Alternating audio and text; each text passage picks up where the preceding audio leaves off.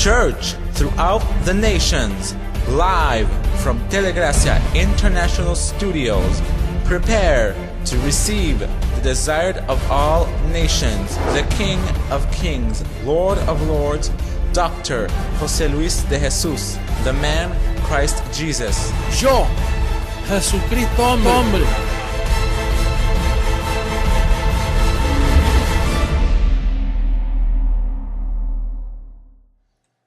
Well, the topic for today is the great day of the Lord. The great day of the Lord. Day of indignation. This word repeats itself tens and tens of times because it was in the heart of God that day would come. Naturally, He reserved that day for the coming of the Son of Man, because that is executed like the day where He came like a thief in the night. That second coming, our gathering with Him. But a day will come where He will bring punishment. People don't know God's character. They think God is an angel, just like the authors write Him to be. That God is only good, that He doesn't carry out judgment. But that day is coming.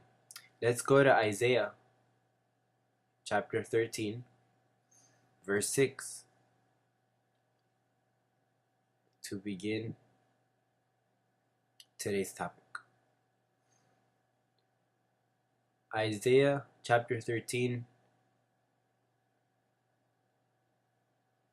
verse 6 and on, says, "Wail, for the day of the Lord is at hand.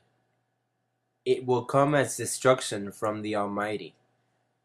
Therefore all hands will be limp, every man's heart will melt, and they will be afraid.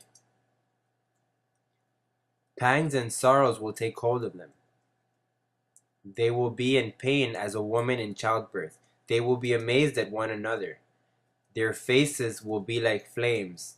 Behold, the day of the Lord comes, cruel with both wrath and fierce anger, to lay the land desolate, and He will destroy its sinners from it.